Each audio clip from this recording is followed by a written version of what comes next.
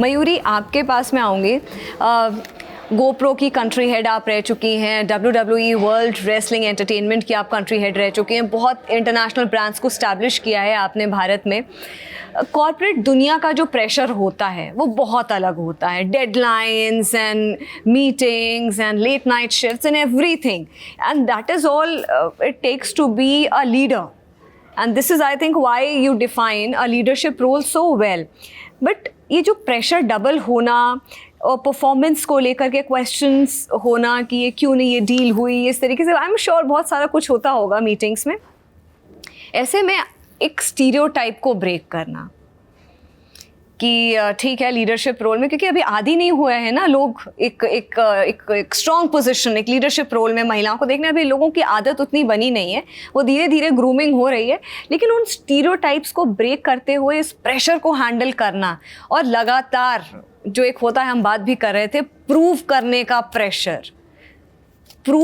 Pressure, एक होता है yes I can do it, I have to do it, I want to do it, और I have to prove you. ये तीनों चीज़ें कैसे आप मैनेज करती हैं? I think you are doing a good job at that too, right?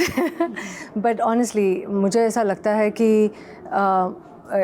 एक ambition होता है जो हमें drive करता है, and most of the times societal pressures तो है ही, you know, because as you rightly said, मेरा पूरा career I have worked with MNCs, you know, from Viacom to MTV, VH1 and WWE, and you know, also being at the helm of GoPro etc, building the businesses from scratch. मुझे क्या लगा कि कभी भी हम लोग, मेरा career जब स्टार्ट हुआ, आई एम टॉकिंग अबाउट बहुत साल पहले, 25 years ago, मगर वो उतना समय लगता नहीं है आपको देख करके। Thank you. बट तब और अब में बहुत डिफरेंस है। वो ज़माने में जब आप मीटिंग रूम में एंटर करते थे तो ऐसा लगता था कि there were many man, there were very few women, लेकिन वो टाइम पे एक जजमेंट हमको हमारे पे लगता था कि maybe am I capable और एम आई नॉट, बिकॉज एक इंटिमिडेशन हो जाता है कि इतने सारे मेल है, should I express my point of view, should I not, it's always that self doubt. But when you have your ambition and when you know that you are driven from within, you know who you are, आपको मालूम है कि मैं ये कर सकती हूँ, इसीलिए मैं यहाँ पे हूँ, ये रूम में मैं इसलिए हूँ क्योंकि मैं यहाँ पे वैल्यू ऐड कर सकती हूँ या कर रही हूँ, राइट? ये एक समझना ज़रूरी है। एक बार आप वो रूम में चले गए तो आपको मालूम है कि इट्स लाइक, मैं जब छोटी थी तब से मैं स्विमिंग करती आती हूँ, तो स्विमिंग करते समय हम लोग को हमेशा एक बार आपको एक लेन पकड़नी है और लेन में स्विमिंग करनी है। बाहर जो भी हो रहा है वो आवाज़ है, wow, it is distraction, it is something that is irrelevant. आपको उस पर ध्यान नहीं देना है, आपको मालूम है कि आपको स्विम करना है, आपको टाइम देखना है आपका, और आपको वो हिसाब से चलना है। वो लेसन कॉर्पोरेट लाइफ में भी इम्प्लीमेंट मैं हमेशा करती हूँ, क्योंकि मुझे मालूम है कि मुझे क्या करना है। और जब भी सेल्फ डाउट आता है तो सेल्फ डाउट एक ऐसी चीज़ है कि सब लोग को ऐसा लगता है कि सेल्फ डाउट हमें क्रिपल कर देगी या वो एक ब्लॉकर होगा हमारे लिए। लेकिन अगर आप सेल्फ डाउट को देखें तो it is also a strategy to manage risks, right? कि अभी आपको मालूम है कि क्या करना है, क्यों नहीं करना है, कैसे इशू को सर्कमवेंट करना है। सो आप प्रेपरेशन के साथ अगर आगे बढ़ते हो, एंड इफ़ यू नो कि चाहे कुछ भी हो जाए in that particular situation, because you are self assured, आप वैलिडेशन के लिए नहीं भाग रहे हो, आपके लिए क्या इम्पोर्टेंट है, वैल्यू क्रिएशन। अगर आप वैल्यू क्रिएट कर रहे हो, आप अपने पे बिलीव करते हो, देन एवरीथिंग एल्स इस पे ध्यान नहीं देना है, you just do what you are suppose to do. I think that is important. Global brands को आपने भारत में इस्टेब्लिश किया है, उनको एक स्पेस दिलाया है एंटर करने के लिए, जो कि एक space traditionally dominated by main रहा है। ऐसे में you come forward with all your skill set. आपके एक्सपीरियंस में आज की यंग कॉर्पोरेट विमेन का जो माइंडसेट है डेवलप करने के लिए, उनके लिए बेसिक मंत्रा क्या होना चाहिए? Lead, grow and survive? I think all three, you know. I don't think it's either or. लेकिन आपने जैसे मुझे पहले भी बोला, आई थिंक जो जॉब में प्रेशर होता है इन टर्म्स ऑफ परफॉर्मेंस, वो male female there is no difference, perform तो करना ही है. I think the main difference is कि क्या होता है, कभी हम लोग हमको खुद को अंडर एस्टिमेट कर लेते हैं. हम पहचान नहीं पाते हैं कि हम में भी वो सब खूबियाँ हैं जो बाकी सब मेन में भी है. फॉर एग्जांपल, मैंने आपको पहले बोला कि it's all about value creation. You know, अगर हम लोग पूछे कि आपने मुझे पूछा कि व्हाट आर द थिंग्स कि विमेन को करना चाहिए लीड करने के लिए, फर्स्ट ऑफ ऑल मैं बोलूँगी कि वैलिडेशन के पीछे मत भागो. यू नो, क्योंकि अगर आपको लीड करना है तो you are not suppose to be liked. ऐसा ज़रूरी नहीं है कि you have to be likeable, तो वो आप भूल जाइए. Right? कि you can be a people pleaser and you can lead, not at all. No. Right? So validation को बाजू में रखिए और वैल्यू क्रिएशन पे ध्यान दीजिए. Right, that is important. फिर दूसरा मैं बोलूँगी कि यू नो, जो भी आप वैल्यू क्रिएट कर रहे हो, I think it is important कि लोग उसको देखें और समझें, क्योंकि you want proof in the pudding, honestly speaking. तो एक फाइनेंशियल लिटरेसी होना चाहिए. फाइनेंशियल लिटरेसी इसलिए ताकि आप कॉन्फिडेंटली कोई भी मीटिंग में आप जो वैल्यू क्रिएट कर रहे हो वो डेमोन्स्ट्रेट कर पाओ.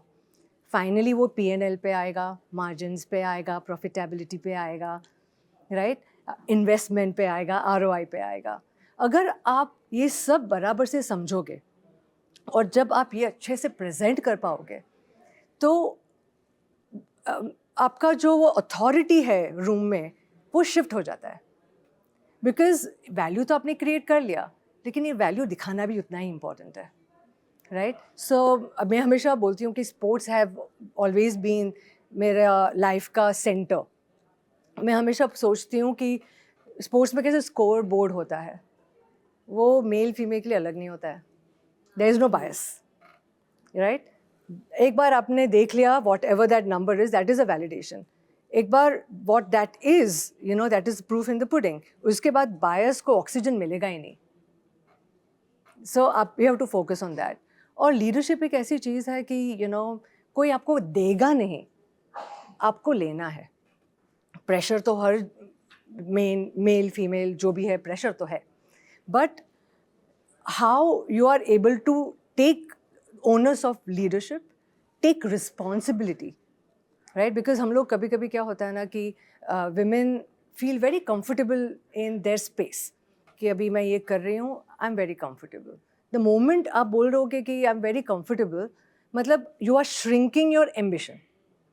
The moment you shrink your ambition तो कंफर्ट तो आ जाएगा, लेकिन I think the growth will be curbed. तो अगर आपको ग्रो करना है तो you have to expand and you have to take responsibilities, and for that you have to equip yourself. And I think all the three things that you said is super important. और एक और चीज़ महिलाओं के लिए समझना बहुत ज़रूरी है, दैट जब वो करियर की पीक पे होती हैं ना, तब उनके लाइफ में सारा उथल पुथल हो रहा होता है. They get pregnant, they have to plan their family, they have to take a short sweet break from their job, from their career, और वो कभी कभी एक्सटेंड भी हो सकता है. फिर उनका, क्योंकि वो लीडरशिप का भी वही फेज चल रहा होता है, तो there is like a lot of politics, a lot of things going on. तो वो उथल पुथल वाला फेज के लिए they should be mentally prepared. Would you agree? I agree. I mean कभी कभी जब बोलता है ना, when it rains it pours, ऐसा है कहानी. Right, so you are actually you know at a level where you are now going to grow in your career. That's when, as you rightly said, that's a time for you biologically to now have.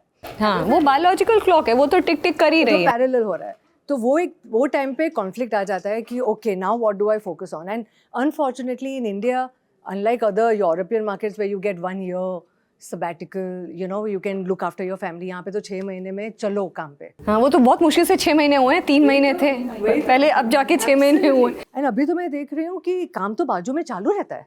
काम रहता है. हाँ, तो वो तो है, लेकिन आपने जैसे बोला कि you know, one is that pressure, but now उसके आगे जब आप बढ़ोगे, you are going to climb the career का लैडर ऑल्सो, वही टाइम पे आपके बच्चे भी बड़े हो रहेंगे और आपके मॉम डैड जो आपके सपोर्ट सिस्टम है उनको भी सपोर्ट देना पड़ता है.